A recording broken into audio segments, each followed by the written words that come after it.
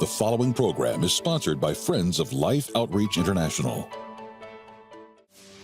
After escaping an abusive father, Keeya Vawar became a victim of human trafficking. I was the only female, and also I was 16 years of age, and I made sure to do everything that they said to do. The initiation was very brutal. It was basically a gang rape. An amazing story of survival against insurmountable odds. Next.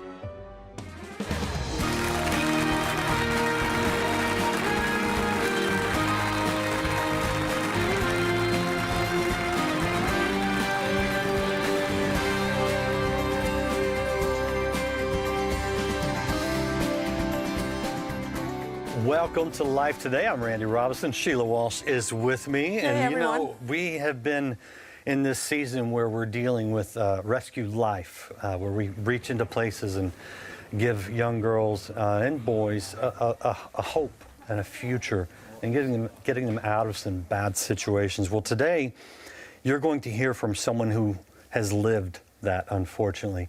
She tells her story in a book called 1000 Elsewhere. And her name is Keeya Vawar. And I got to talk to her recently on Life Today Live on my internet program.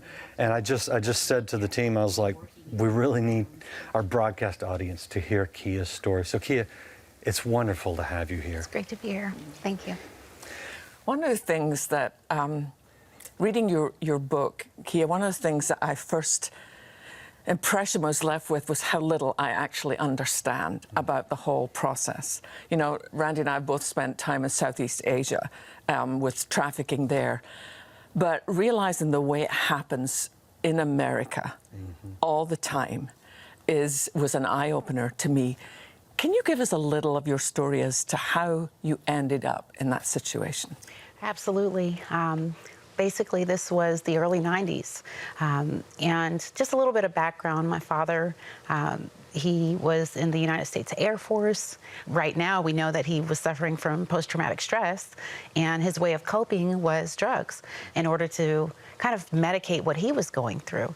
And so where that left me and my brother, I have a brother who's 5 years my senior, and where that left us was just caught in the crossfires of his mental instability. Wow. Okay, and so another thing that kind of colored the stage for my life was the fact that he abused my mom. It was a domestic violence home life situation, and I believe that the drugs and alcohol just kind of exacerbated a lot that was going on with him. But by the time the early 90s hit, we were in Dallas, Texas. And so things were just not well at home. You know, we were a church family.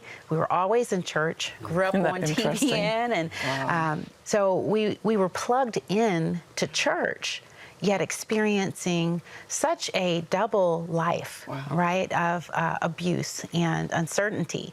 And so that's basically where where my story unfolded, where I struck out on my own about 16 years of age. Yeah, so tell us about that, because I think obviously that's what really set the stage for a lot of the pain that you went through.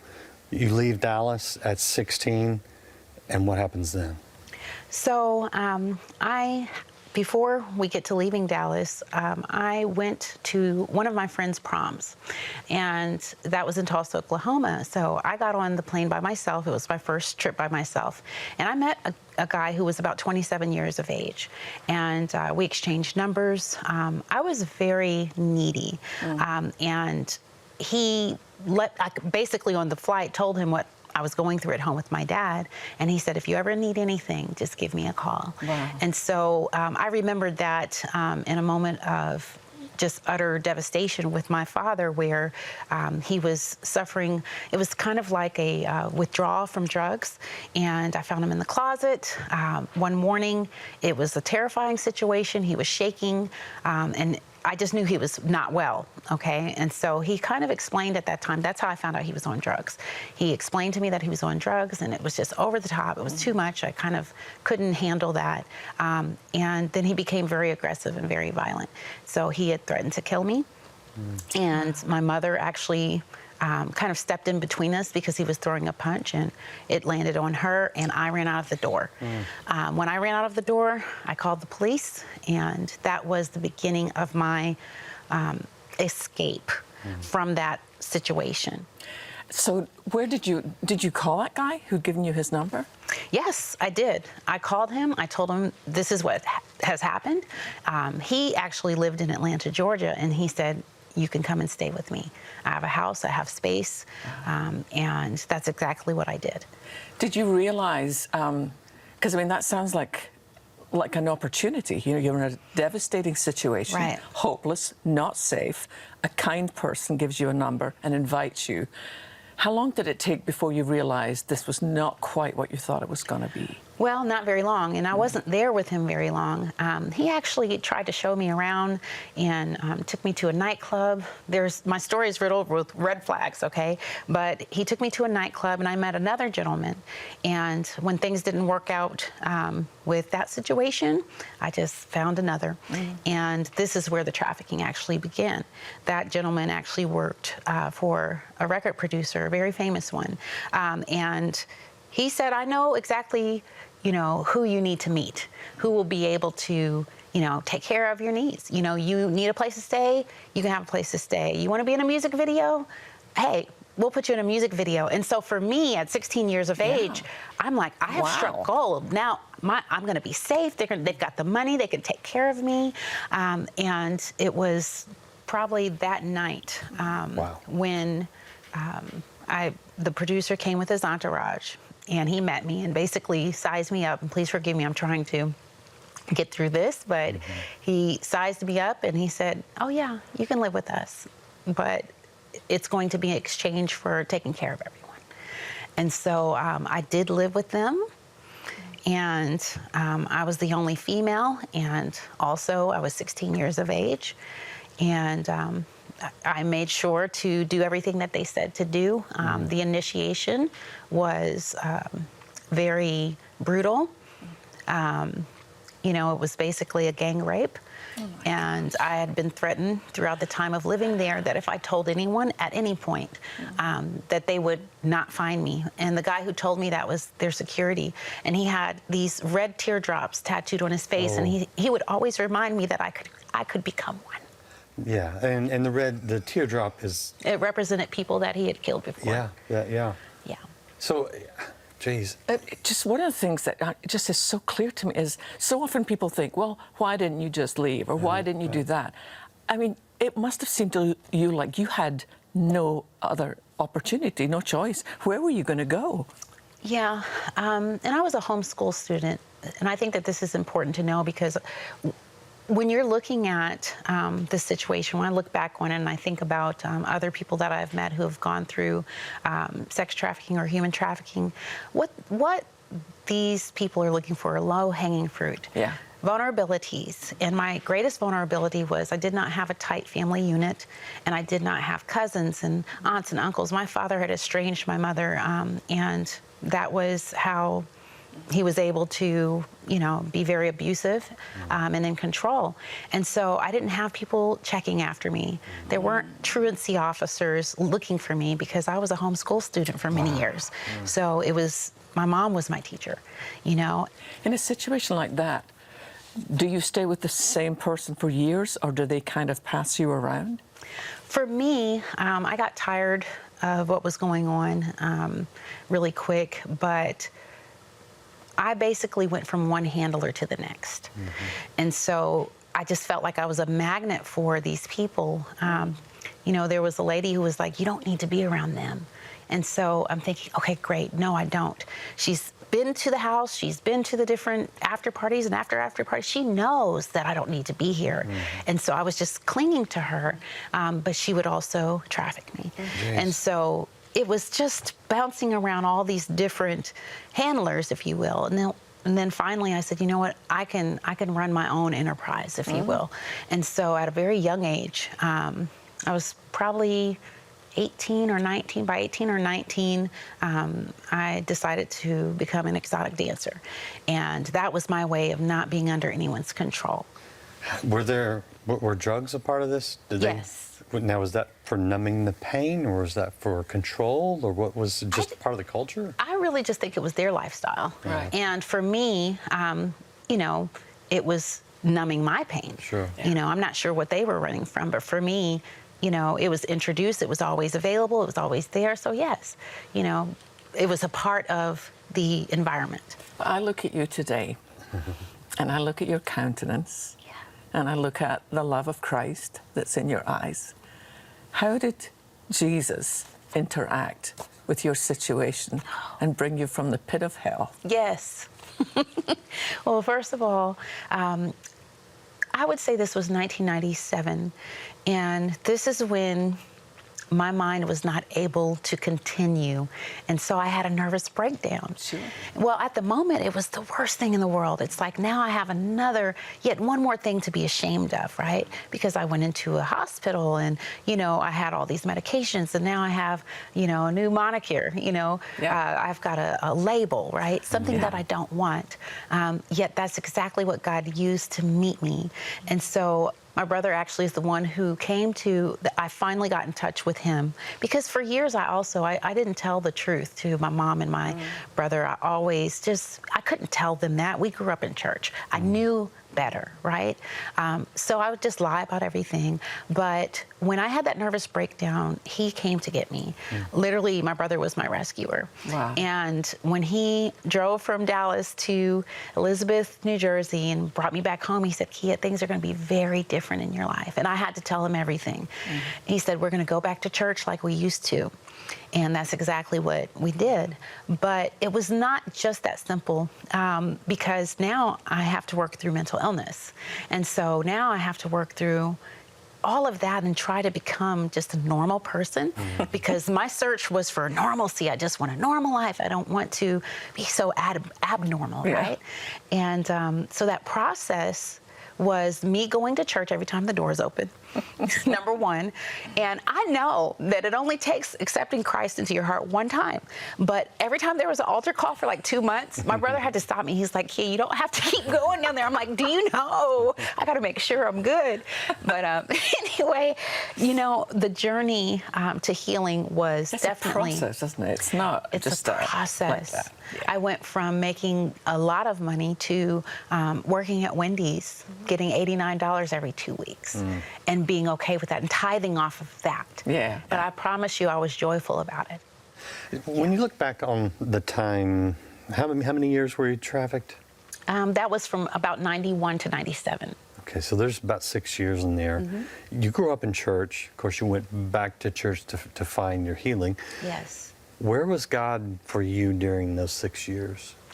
I believe God was always there, keeping me alive, because I knew women in the lifestyle who are no more, who, would go off with pimps, and then you wouldn't hear from them again, or you would hear the worst. And so I know that in and of itself was God protecting me. And I'm not saying that their lives were not important, but that was their journey. And so allowing me to, number one, not kill myself, because I suffered from homicidal ideation. I hated men. I suffered from suicidal ideation and just extremely low self-esteem. And so God was still with me, though. I would have interactions with people, and they're like, you just don't belong here. I would hear that a lot, different settings. These people didn't know each other. And it just kind of called to me, I even remember, certain gospel songs I would hear, in a store or wherever it was, that I would just hear something or see something on TV, and it was like this hunger, but it's just like I didn't deserve it anymore. So I would come from out of that hunger and then just kind of shun it away. And Explain the title. 1,000 Elsewhere. So 1,000 Elsewhere came from Psalms 84:10. And so that is where I found myself when I came back to the Lord, when I rededicated my life. I realized truly better is one day in your courts than 1,000 elsewhere. Amen. I would rather be a doorkeeper than to dwell in the tents of the wicked. The tents of the wicked have nothing for me, and so the safety and the love and the ark of safety that I found and rededicating my life and the love that I was shown through the church, through serving, there is no comparison. I've always said, I feel as though I saw that type of evil so that I could realize just how good God was. Wow. And that's what I hang on to that. What a lot of people ask me, how did you do it? I'm like, I don't know how I did it. I know how he did it. He just kept me alive. I know that he already made sure that my salvation was secure and that all I needed to do was accept his gift. How do you see God using your life today? Because I know you're married now to a pastor. We got to meet him, very cool guy. How is your story impacting the lives of others now? Yes, so now I have the wonderful opportunity to give back. And what that looks like is I have the opportunity to speak. I've spoken in schools, alternative schools. I've spoken in churches. But now I get to work directly with the population whom I consider my family, those who have come out of human trafficking or sex trafficking. And so that's what I get to do on a day-to-day basis. I actually have the joy of working for a safe house, Bochi's Place. Amazing. Carla Shellis, an amazing founder, when she heard my story and allowed me to come and serve there, it really, it's just a calling. It was just a fit. I feel like just a fish in water among these women. And I'm grateful for that, being able to do that. That's awesome. I'm grateful for just even being able to put everything together and for people to tell me how it's impacting them. Was there ever a moment where you and your dad were able to reconcile? Yes. So for a number of years, this was probably about 17 years, we did not speak. Wow. I was satisfied with never speaking to him again. I felt that as if he fulfilled his duty in making sure that me and my brother came to the earth, and that was enough. However, God also used that longing. There still was a longing, especially after I got married and had children. And I just wondered, is he okay? Because we didn't speak. So I reached out to a private investigator to find his whereabouts. And I located him. And his life has turned around, and he rededicated his life to Christ. Wow. And he is clean and has been clean and sober for 9 years. He is remarried. Awesome. He is doing well, and I was able to reconnect with him. Yes. I have one last question, because I introduced you as, someone who was victimized by human trafficking, sex trafficking. Your book says a survivor's story. Right. And that's all in your past, and you use that to help people now. But when you look in the mirror, who do you see, and who do you think God sees? I just see someone redeemed. Amen. I see someone who's living old enough to, need concealer a little bit more than she used to. I consider that a joy. I see someone who has been healed and is still walking through a healing journey. Through all of this, I did keep a very close contact with my mom. She's like one of my best friends. But we oftentimes look back together and say, look what God has done for us. Look what he has done. And so how do I view myself? I view myself as redeemed. I view myself as worthy of the love of God. Yes. Daughter of the King of Kings. Yes. And here, Randy and I talk about this a lot, but rescue life is so important to us because we've had the privilege of traveling to many parts of the world where young girls feel there is no hope. But you and I have the privilege of letting them know that there is hope. Would you watch this? Would you watch this? There's some things that you can't unsee, or stories you can't unhear, and honestly that you would not want to. I've seen things on this trip that are worse than anything I could imagine.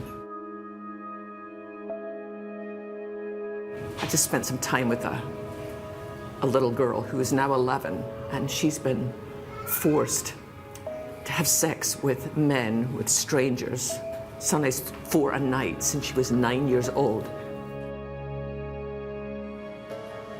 ជីវិតខ្ញុំបាក់ใจដែរចានេះក៏ធ្វើបាបខ្ញុំចង់ដើរសុំលុយគេទៅវាយខ្ញុំយកលុយចឹងទៅជួបកម្មអំពីម៉ោង 3 យប់វាចាប់ខ្ញុំ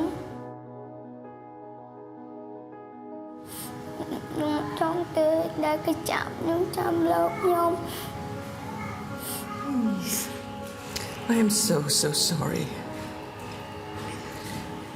Do you have to go with men every night? ហើយរួចទៅពេលយប់ហ្នឹងគេកាន់ ចាហើយខ្ញុំចង់បានផ្ទះនៅគ្រប់គ្រាន់បានហូបញ៉ាំគ្រប់គ្រាន់ខ្ញុំអត់ចង់ធ្វើអញ្ចឹងទៀតទេ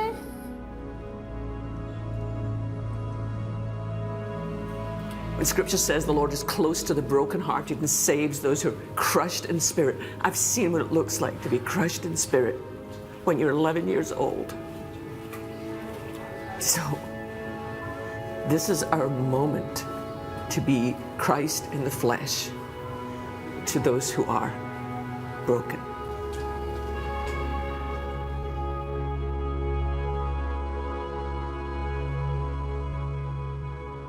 Keeya, let me ask you, when you watch a piece like that and you see children as little as that, do you have children of your own?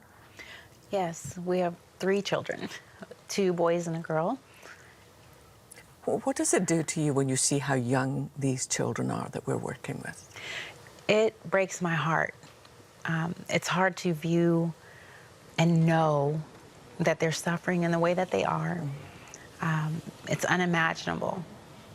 It is, and let me tell you, those trips to Southeast Asia, they have completely changed my life. I mean, I will never be the same again, and I am grateful for that. When you have a chance to sit with some of these precious little girls, and that's what they are. They're precious children. Because, see, the way that God intended things to be is that we would all be in families. There would be a mom, there would be a dad, there would be children. There would be love, there would be safety, there would be security. But so many of the children that we work with in Southeast Asia, there is no family structure. Some days the father is in prison. One of those little girls I was talking to, the dad's in prison and the mum ran off with a younger man. And at 12, she's the head of the household.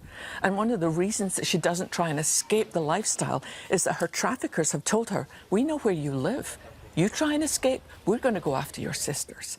It's absolutely heartbreaking. But we've had the privilege of praying with these girls and telling them that because Jesus died, they have a hope and a future. But right now, right at this very minute, there are children who are crying out for help. This is a multi-billion-dollar industry, and they are organized, and they're on it. They don't give up. You and I, as the body of Christ, have got to be even more organized than them. And we can do that, Randy. We can, and we know because we have, and we continue. And by the way, we also work here in the United States to break up the sex trafficking rings, and we support several places where girls can go to find skills, safety, wholeness, healing. So we're doing this across the world. In the United States, we have a lot more support. You go over some of these third world countries and there's just not a lot, which is one of the reasons that we operate in many of those areas. Here's how it works. The average cost to reach, rescue, or restore one child is $128. Through a matching gift of many of our friends, long-standing friends, we now can take that $128 and cut it in half. Their matching gift of $320,000 means that your gift today of $64 will reach, rescue, or restore one child.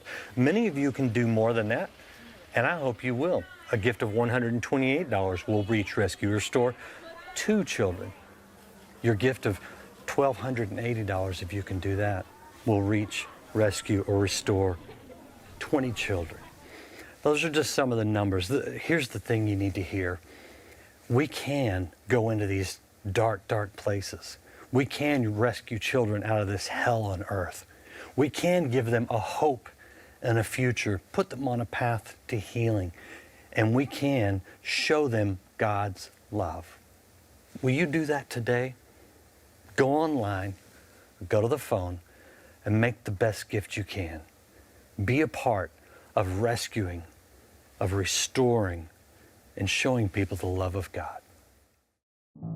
Innocent children and young people longing to be loved and cared for are being abducted and sold at the hands of violent predators, forced into the evil industry of human trafficking.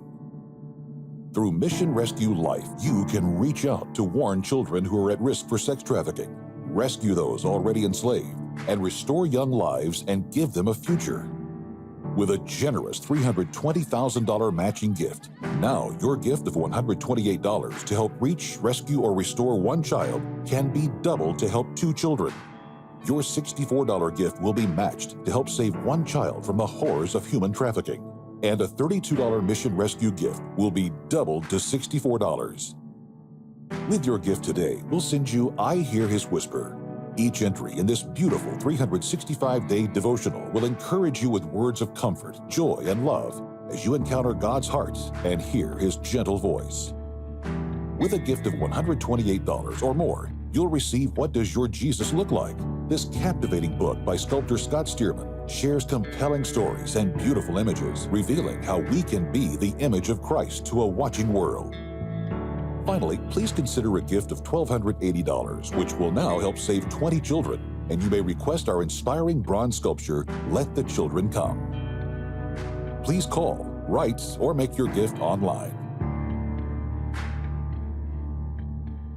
Do go online or go to the phone right now. Give the best gift you can. We can make a difference, and we need you to be a part of it. Sheila, this has been impactful.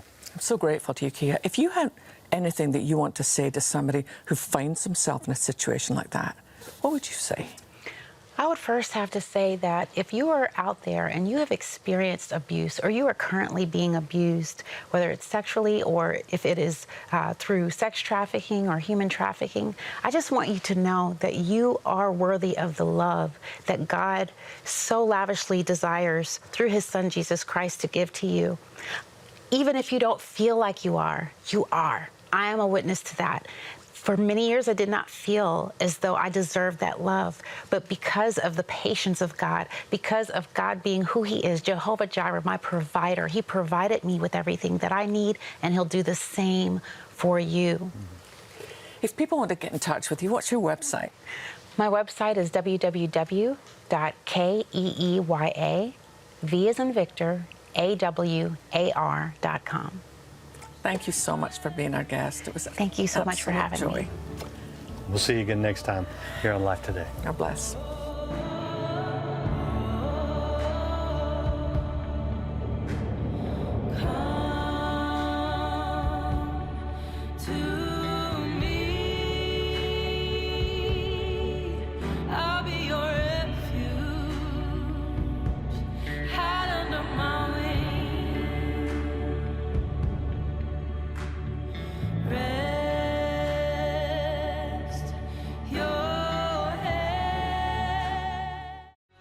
We think God has to make things right in this little space of time. God's got all eternity to make it right. Stephen Scott, tomorrow. Life Today is made possible by the supporters of Life Outreach International. Your gift will be used exclusively for the exempt purposes of life. The ministry features specific outreaches as examples of the programs it supports and conducts. Gifts are considered to be without restriction as to use unless explicitly stipulated by the donor. The ministry is a member of the ECFA.